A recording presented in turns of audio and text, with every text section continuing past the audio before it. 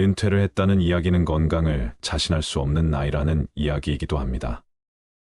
내가 갑작스런 상황에서 건강 문제 때문에 또는 자녀들 문제 때문에 긴급히 돈을 필요로 할 때 노후 자금을 모두 주택 자금으로 써버린다면 그 다음에는 해결 방법이 없습니다. 그렇기 때문에 은퇴 자금을 한번 계산해보고 거기에 맞는 현금 흐름을 충분히 확보하고 나누 남은 범위 내에서 주거 문제를 해결하면 가장 좋을 것 같습니다. 오늘은 나이 들어 전원 생활하시고 싶은 분에게 도움이 되는 말씀을 드리고자 합니다. 나이 들어 노후 준비할 때 흔히 도시에 오래 사신 분들은 나이 들면 고향이나 시골에 가서 여유롭게 전원 생활하며 살고 싶은 분들 많으실 겁니다. 그래서 최근 들어 50대 이상이신 분들 중에 세컨하우스로 전원주택 구매하시는 분들이 많은데요. 그런데 간혹 전원주택을 선택할 때 중요하게 생각해야 하는 요건들을 잘 모르고 무턱대고 주택을 구매하여 사는 내내 돈도 잃고 마음도 다쳐서 다시 도시로 돌아가는 분들도 계십니다. 집이란 것이 우리 눈에 안 보이는 작업도 굉장히 많다 보니 그 과정들을 모두 확인하기가 힘들 수밖에 없습니다. 그야말로 직접 살아보지 않으면 모르는 부분들이 많은 것이 바로 전원생활인데요. 전원주택 매물은 지역별로 굉장히 많습니다. 그러니 너무 급하게 서두르지 마시고 오늘 영상에서 말씀드리는 내용들 잘 참고하셔서 현명한 선택하시면 좋겠습니다. 절대로 사면 안 되는 전원주택 첫 번째는 방향이 좋지 않은 집입니다. 전원주택의 경우 단열 등의 이유로 주택의 방향이 중요할 수밖에 없는데요. 간혹 서류상으로만 확인 방향을 정확하게 모르고 경관의 유혹에 이끌려 서향이나 북향이 있는 집을 구매하는 경우가 종종 있습니다. 이런 경우는 살다 보면 난방비가 상당히 많이 들어가고 사람도 자연의 일부인지라 해를 많이 봐야 하는데 해를 많이 보지 못해 도리어 건강을 해치는 경우가 있습니다. 전원주택을 구입할 경우 모든 서류상에서 남향으로 나와 있다고 하더라도 가장 정확하게 알 수 있는 때는 겨울입니다. 겨울에 구입 예정인 곳을 가보면 따뜻한 곳은 눈이 녹아 있는데요. 이렇게 집의 방향을 잘 확인하신 후에 구매하는 것이 중요합니다. 두 번째는 매입한 지 얼마 되지 않는 집입니다.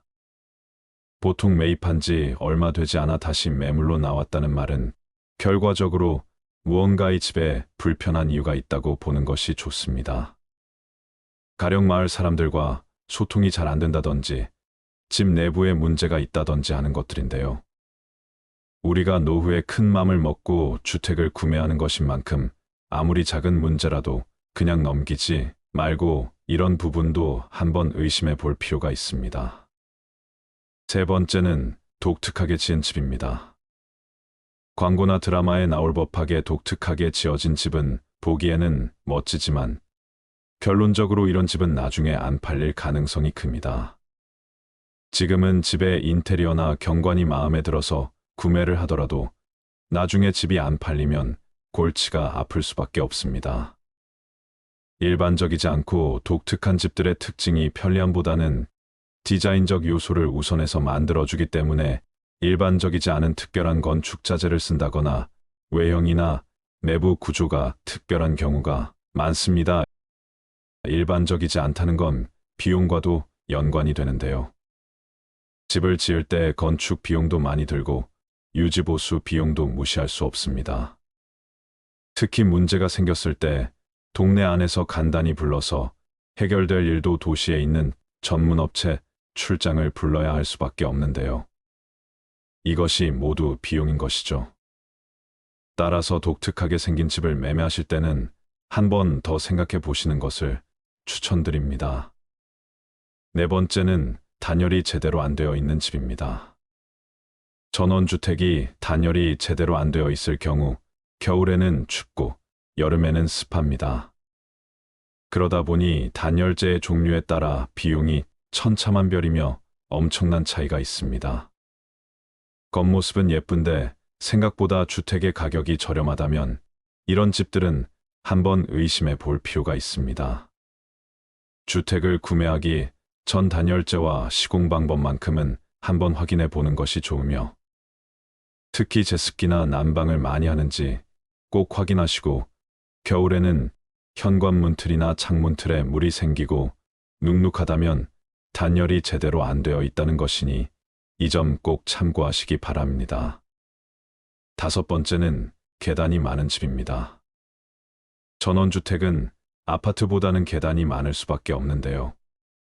아파트 오래 살던 분들이 전원주택을 볼 때 집 내부에 있는 계단은 특별히 신경을 안 쓰는 경우가 많습니다.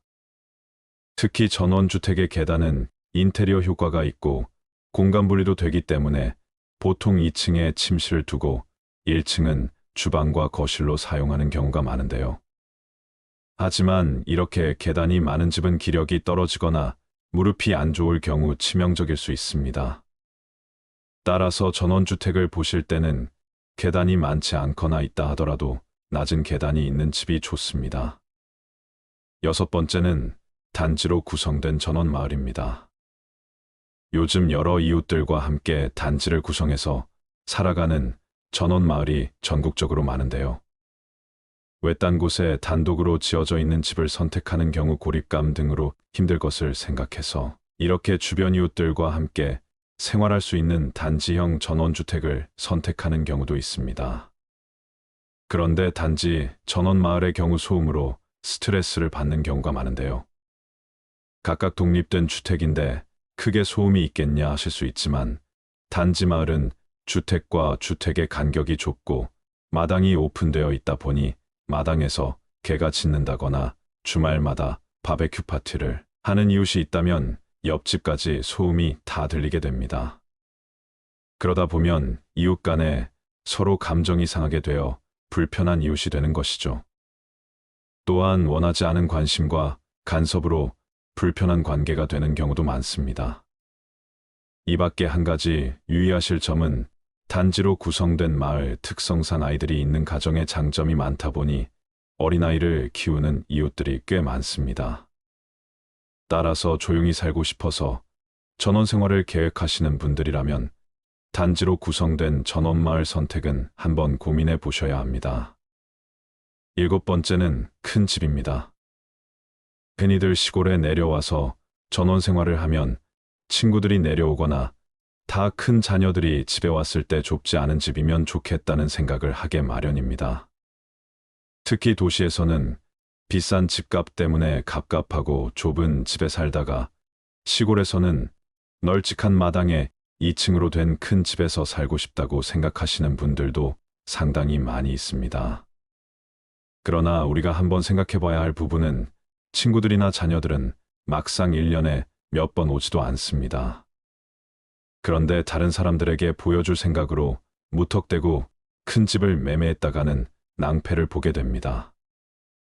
왜냐하면 청소나 유지보수 등 전원주택 관리에 어려움도 있고 난방비가 상당히 많이 들어가기 때문입니다. 따라서 큰 집을 선택하실 때는 이런 부분들도 한번 고려해 보시면 좋겠습니다. 8번째는 시공업체에서 만든 집입니다. 업체에서 만든 집의 경우 꼼꼼한 확인이 필요합니다. 개인이 건축한 집은 아무래도 본인이 살 집이니까 되도록 좋은 자재를 사용하고 창틀이나 외부 벽에 나무를 사용한 집들이 있는데 보기에는 깨끗하고 마음이 편안해지는 것 같습니다. 그런데 이것이 몇 년 지나고부터는 썩어 들어가기 시작합니다. 예외는 거의 없다고 보시면 되며 방부목을 쓰던 그 어떤 방수 작업을 하던 간에 뒤눈 바람을 이길 수가 없는데요. 외장재와 더불어 나무로 된 데크의 상태도 한번 보시는 것이 좋습니다. 외부에 있는 나무 데크가 썩어 있거나 파손되어 있다면 관리가 안 된 집일 가능성이 크기 때문이죠. 데크의 경우 주기적인 유지 보수가 필요하며 45년 뒤에 나무가 썩기 시작하면 깨지고 뒤틀리면서 변형이 일어납니다. 외부에서 오는 자연재해들을 온몸으로 맞아가면서도 썩지 않는 나무는 살아있는 수목계에는 없다고 보시면 됩니다. 외장재 나무는 정말 신경을 많이 써야 하며 비용도 많이 들어가는 요소 중 하나입니다. 따라서 같은 조건이라면 외장재로 나무를 많이 사용하지 않은 집이 좋습니다. 마지막은 혐오시설입니다. 전원주택을 고를 때 또 하나 잘 판단해야 할 것은 바로 주변의 혐오시설 여부입니다. 고압선이나 축사 공장, 사격장, 비행장, 군부대, 공동묘지, 하수처리장 등 악취나 생활의 불편을 초래한 시설들이 있는 곳은 되도록 피하는 것이 좋습니다. 가장 좋은 방법은 관심 있는 주택이 있다면 구매하기에 앞서 반경 1km 내외를 직접 걸어보고 이보다 먼 거리는 차를 이용해 마을 구석구석을 확인해 보는 것입니다. 직접 걸어보는 것과 차 안에서 보는 것은 차이가 크다는 것을 명심하셔야 합니다. 결국 전원주택도 사람이 편안하게 살아야 하는 집입니다. 사진이나 그림 같은 풍경에 취해서 잘못된 선택을 할 수도 있습니다. 그렇게 되면 작은 단점들이 보여도 이 정도쯤이야 괜찮겠지 하며 급하게 계약을 서두를 수 있는데요. 하지만 막상 살아보면 작게 느껴지던 단점이 크게 다가오기도 합니다. 전원주택을 구입할 때는 자연환경과 미관뿐만 아니라 도로, 전기, 전화, 상하수도 등 기반 시설이 잘 갖추어져 있는지, 주변의 각종 편의시설이 얼마나 가까이 있는지 등을 종합적으로 살펴본 후 선택하시는 것이 좋습니다. 흔히 돈의 노예가 되지 말자는 말을 합니다. 그러나 보통 사람들은 돈을 벌기 위해 아침에 일어나 싫어도 억지로 일어나 일터로 출근을 합니다. 그리고 퇴근 시간이 오기만을 간절히 기다리는 삶을 살지요. 이것이 노예의 삶이 아닐까요? 직장 생활을 하든 장사를 하든 그냥 놀든 먹고 사는 돈 걱정을 하지 않는다는 것은 자유를 가지고 있다는 것입니다. 카드값 결제를 하기 위해, 대출금을 갚기 위해, 생계유지를 위해 하기 싫은 일을 억지로 해서 돈을 벌어야 한다면 그 사람은 돈의 노예인 것입니다. 돈 때문에 힘들어하시는 분들이 보시면 존 벤자민 프랭클린의 돈을 부르는 마음가짐을 소개해드리겠습니다. 돈은 시간의 동반자다. 누구나 시간을 낭비하지 않고 현명하게 다룰 수 있어야 한다. 돈과 시간은 서로 연결이 되어 있다.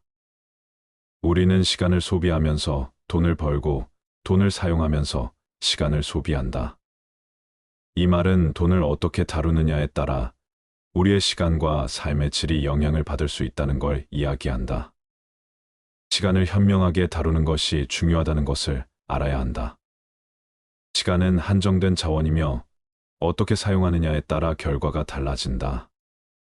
시간을 낭비하지 않고 효율적으로 활용하면서 돈을 현명하게 다루는 것이 중요하다는 걸 알아라.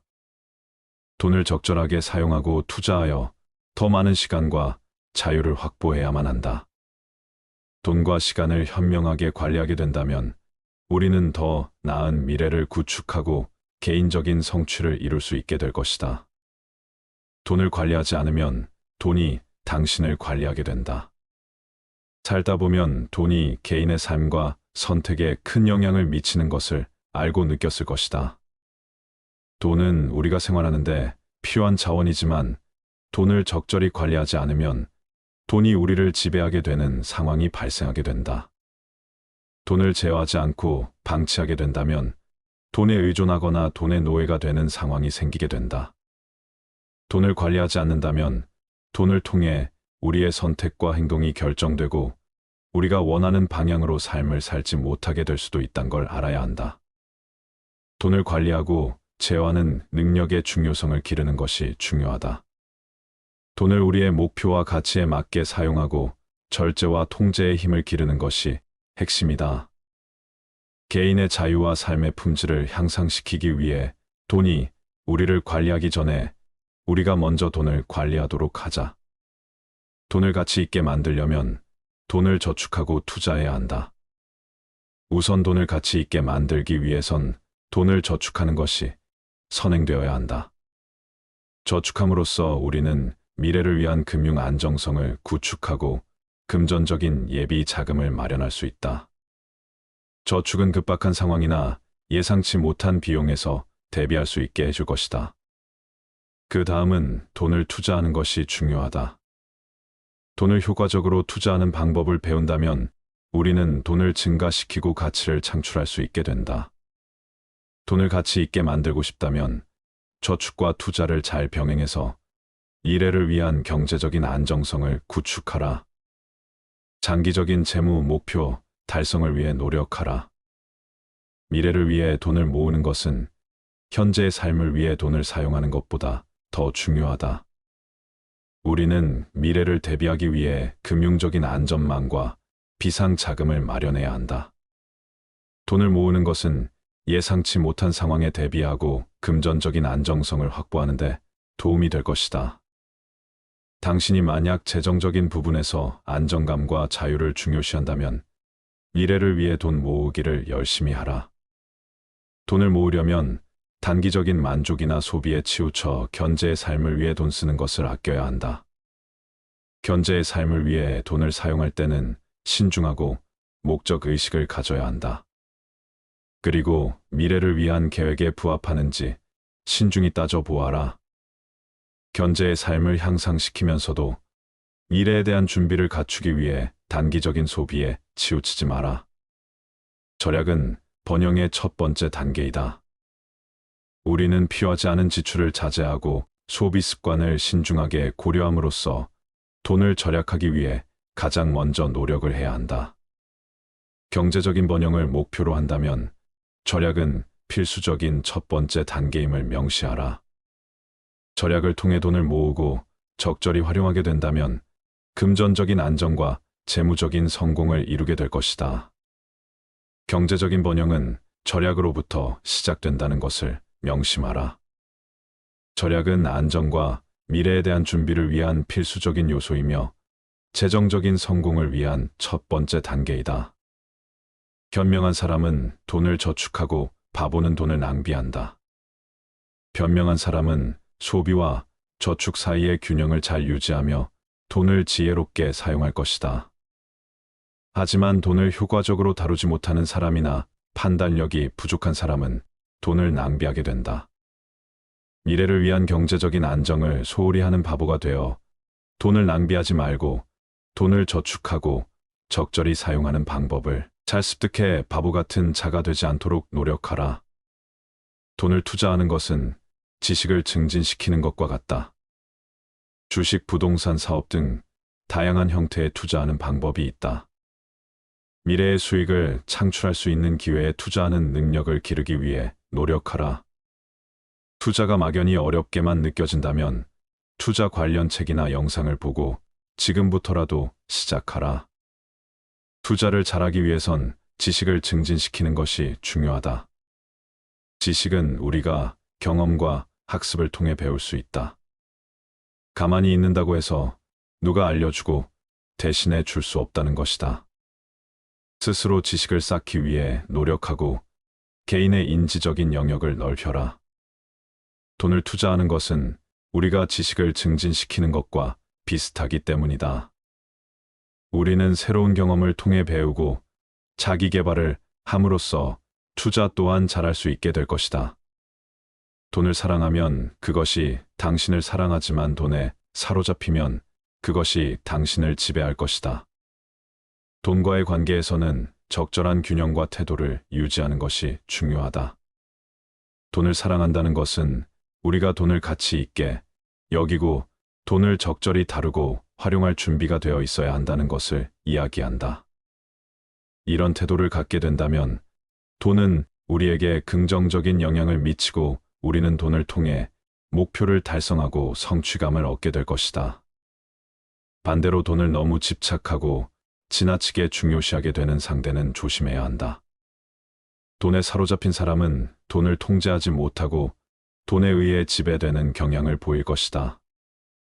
우리는 돈을 얻기 위해 모든 것을 희생하거나 돈을 쫓는 욕망에 사로잡혀 자신의 가치와 목표를 잊어버릴 수 있다. 따라서 돈과의 관계에서 적절한 균형을 유지하고 적절한 태도를 가져야 한다는 것을 명심하라. 돈은 우리에게 도구와 자원의 역할임을 명심하라. 돈은 친구를 만들어 주지만 친구를 대체해서는 안 된다. 또는 우리가 사회적인 관계에 있어서 더 많은 기회를 만들어주고 편안한 삶을 즐기게 해주는 요소임은 분명하다. 하지만 돈이 친구를 대체해서는 안 된다는 것을 명심하라. 돈만으로는 진정한 우정과 사회적인 연결을 만들어 낼 수 없다는 것이다. 돈은 우리의 삶을 풍요롭게는 만들어 주지만 그 자체로 우리와의 감정적인 연결을 줄 수는 없다. 돈을 통해 친구를 대체하거나 친구의 가치를 소홀히 여기지 않아야 한다는 것을 이야기한다. 돈을 효과적으로 활용하면서도 감정적인 연결과 사회적인 관계를 소중히 여겨야 한다. 돈은 교육의 최고의 힘 중 하나이다. 돈을 가지고 있으면 교육에 필요한 자원과 기회를 확보할 수 있을 것이다.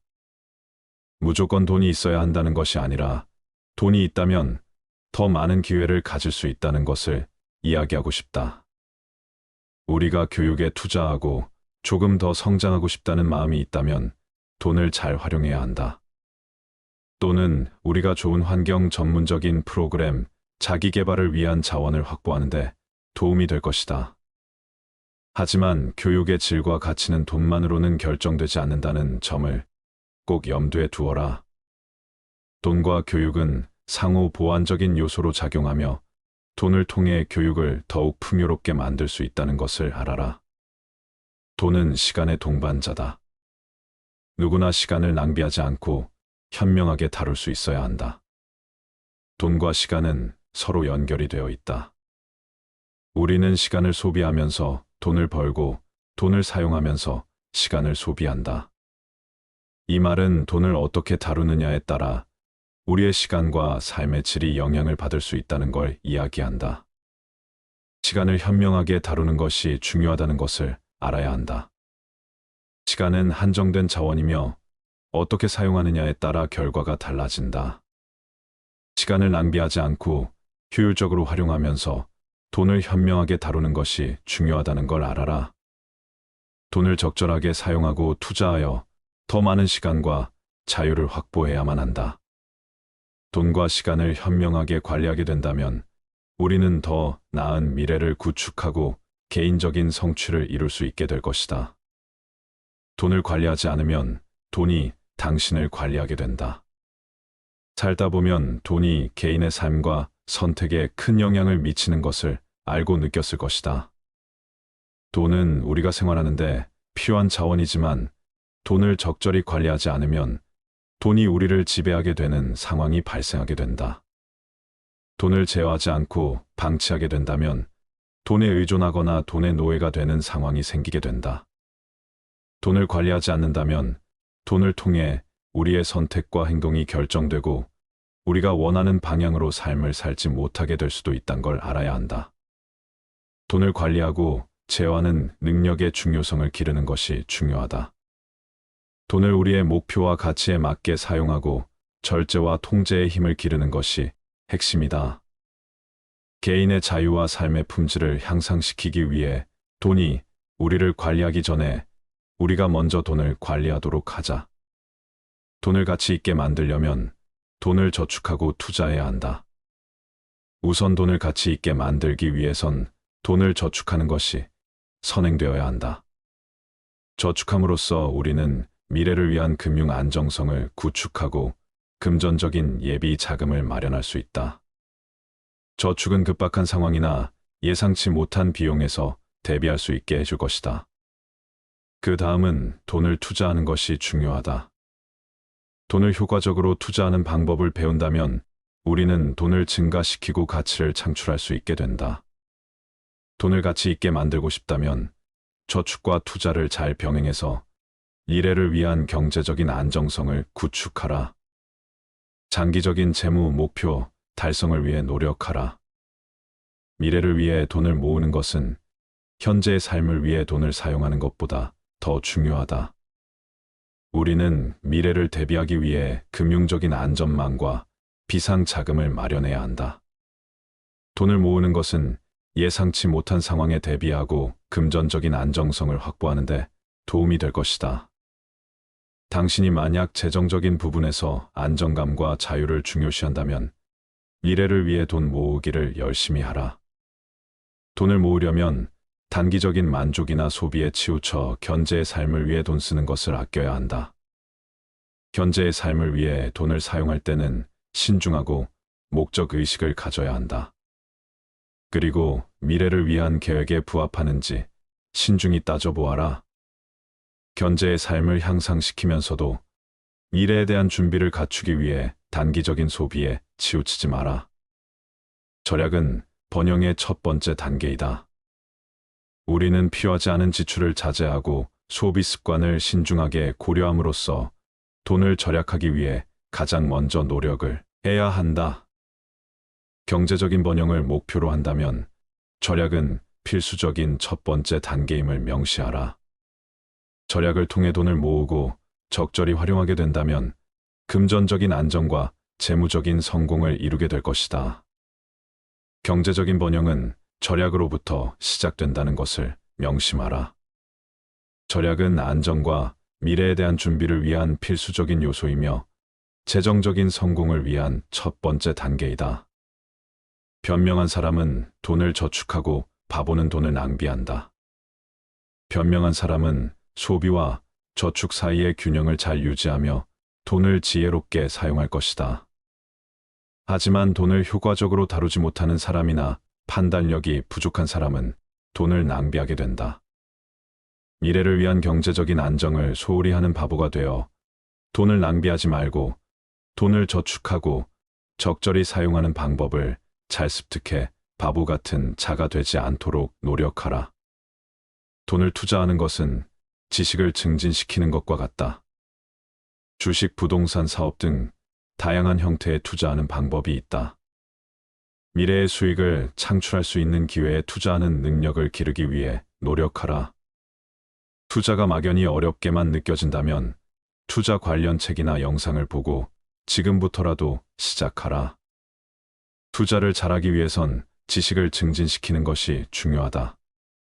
지식은 우리가 경험과 학습을 통해 배울 수 있다. 가만히 있는다고 해서 누가 알려주고 대신해 줄 수 없다는 것이다. 스스로 지식을 쌓기 위해 노력하고 개인의 인지적인 영역을 넓혀라. 돈을 투자하는 것은 우리가 지식을 증진시키는 것과 비슷하기 때문이다. 우리는 새로운 경험을 통해 배우고 자기 개발을 함으로써 투자 또한 잘할 수 있게 될 것이다. 돈을 사랑하면 그것이 당신을 사랑하지만 돈에 사로잡히면 그것이 당신을 지배할 것이다. 돈과의 관계에서는 적절한 균형과 태도를 유지하는 것이 중요하다. 돈을 사랑한다는 것은 우리가 돈을 가치 있게 여기고 돈을 적절히 다루고 활용할 준비가 되어 있어야 한다는 것을 이야기한다. 이런 태도를 갖게 된다면 돈은 우리에게 긍정적인 영향을 미치고 우리는 돈을 통해 목표를 달성하고 성취감을 얻게 될 것이다. 반대로 돈을 너무 집착하고 지나치게 중요시하게 되는 상태는 조심해야 한다. 돈에 사로잡힌 사람은 돈을 통제하지 못하고 돈에 의해 지배되는 경향을 보일 것이다. 우리는 돈을 얻기 위해 모든 것을 희생하거나 돈을 쫓는 욕망에 사로잡혀 자신의 가치와 목표를 잊어버릴 수 있다. 따라서 돈과의 관계에서 적절한 균형을 유지하고 적절한 태도를 가져야 한다는 것을 명심하라. 돈은 우리에게 도구와 자원의 역할임을 명심하라. 돈은 친구를 만들어 주지만 친구를 대체해서는 안 된다. 돈은 우리가 사회적인 관계에 있어서 더 많은 기회를 만들어 주고 편안한 삶을 즐기게 해주는 요소임은 분명하다. 하지만 돈이 친구를 대체해서는 안 된다는 것을 명심하라. 돈만으로는 진정한 우정과 사회적인 연결을 만들어 낼 수 없다는 것이다. 돈은 우리의 삶을 풍요롭게는 만들어 주지만 그 자체로 우리와의 감정적인 연결을 줄 수는 없다. 돈을 통해 친구를 대체하거나 친구의 가치를 소홀히 여기지 않아야 한다는 것을 이야기한다. 돈을 효과적으로 활용하면서도 감정적인 연결과 사회적인 관계를 소중히 여겨야 한다. 돈은 교육의 최고의 힘 중 하나이다. 돈을 가지고 있으면 교육에 필요한 자원과 기회를 확보할 수 있을 것이다. 무조건 돈이 있어야 한다는 것이 아니라 돈이 있다면 더 많은 기회를 가질 수 있다는 것을 이야기하고 싶다. 우리가 교육에 투자하고 조금 더 성장하고 싶다는 마음이 있다면 돈을 잘 활용해야 한다.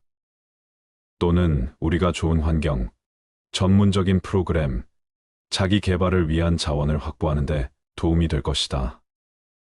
하지만 교육의 질과 가치는 돈만으로는 결정되지 않는다는 점을 꼭 염두에 두어라.